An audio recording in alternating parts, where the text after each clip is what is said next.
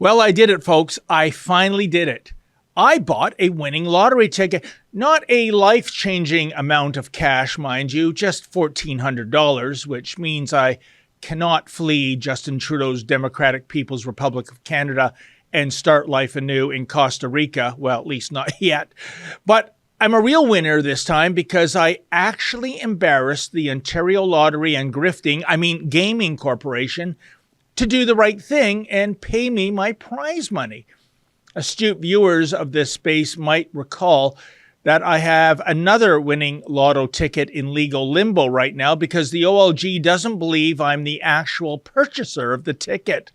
Well, that's not exactly true. They know damn well it's my ticket. It was purchased with my credit card after all.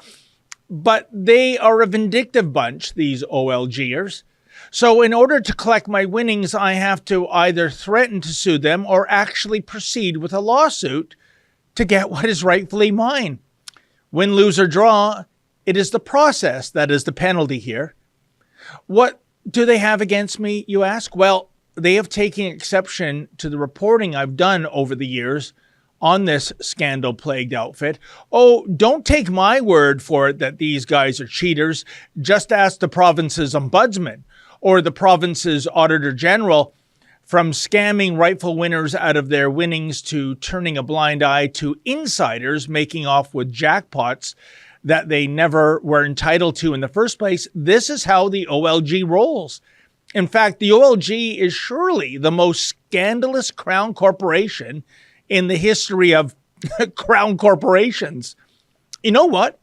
Google the words OLG plus scandal, and you get more than 800,000 hits. 800,000! Unbelievable. And instead of addressing their wicked ways, the OLG prefers to, shoot the messenger. The funny thing is that in addition to being vindictive, these OLG folks are also dumber than doorknobs. Even though the OLG employs a legion of lawyers, they don't seem to pay enough attention to their own nitty-gritty fine print. You see, the OLG publishes a guidebook entitled How to Check Your Lottery Tickets and Claim Prizes.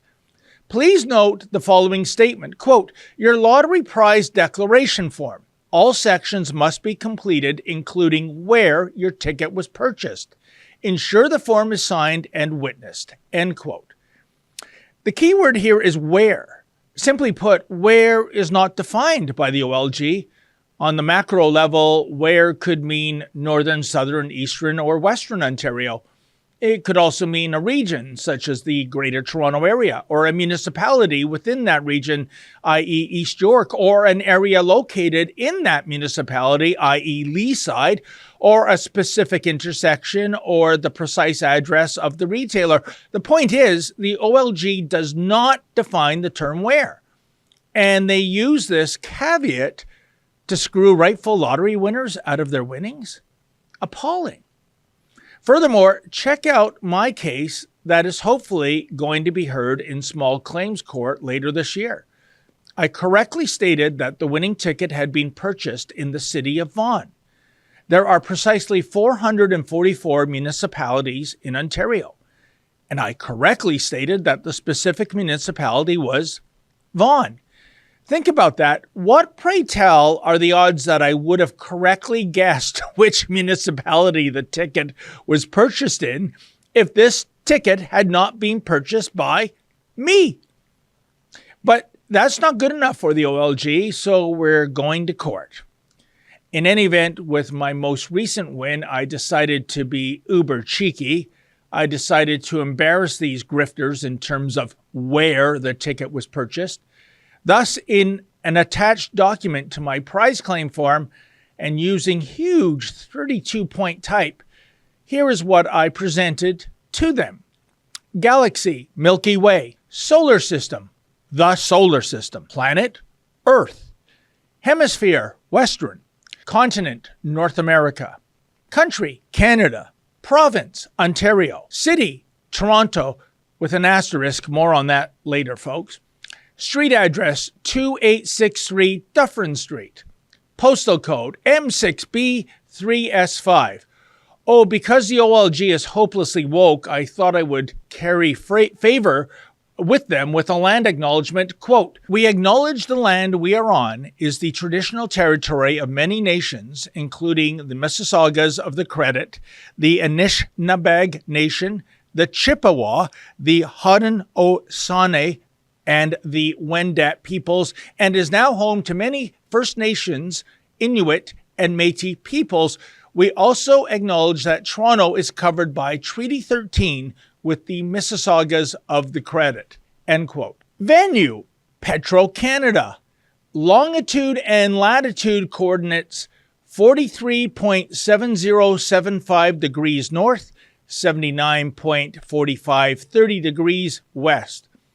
Oh, and here is what the asterisk referred to in regard to the word Toronto, quote, "Just in case the OLG is looking for another technicality to deny this claim, and just in case the OLG is using outdated maps, I would like to clarify that this particular part of Toronto used to be called the Borough of North York prior to amalgamation," end quote. In short, I think I humiliated them to pay up, even though the OLG hates me for the well-deserved critical stories I have authored about them over the years. Yet alas, even the hardened grifters at the OLG realized they could not possibly deny this claim, given that the question of where was answered beginning with the name of our galaxy and ended with the precise longitude and latitude coordinates of the gas station. As for my other prize claim before the courts, the OLG continues to play hardball.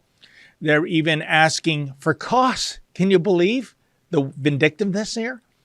And can you believe that this is a crown corporation that justifies its very existence on a ludicrous concept known as social responsibility? But on sober second thought, you want to know something, folks? I'm surprised that the OLG did not deny my claim nevertheless, based on yet another locational identifier. After all, I began my roadmap with the Milky Way galaxy. I did not consider that many people believe that there is not a singular universe, but there's a multiverse out there. Indeed, in Marvel Comics, I believe the multiverse is comprised of 161 universes. Gee, do you suppose that in one of those alternate universes, the OLG is a reputable crown corporation committed to honesty and customer service, as opposed to grifting and trying to screw rightful winners out of their prices? I guess we'll never know. For Rebel News, I'm David the Menzoid Menzies. Well, folks, yet again, another Justin Trudeau event where the mainstream media are inside and the independent media are kicked to the curb. But you know what? We still bring you the story, the other side of the story. If you can, please go to rebelinvestigates.com. That's rebelinvestigates.com. And please make a contribution so we can continue to bring you the journalism you rely on.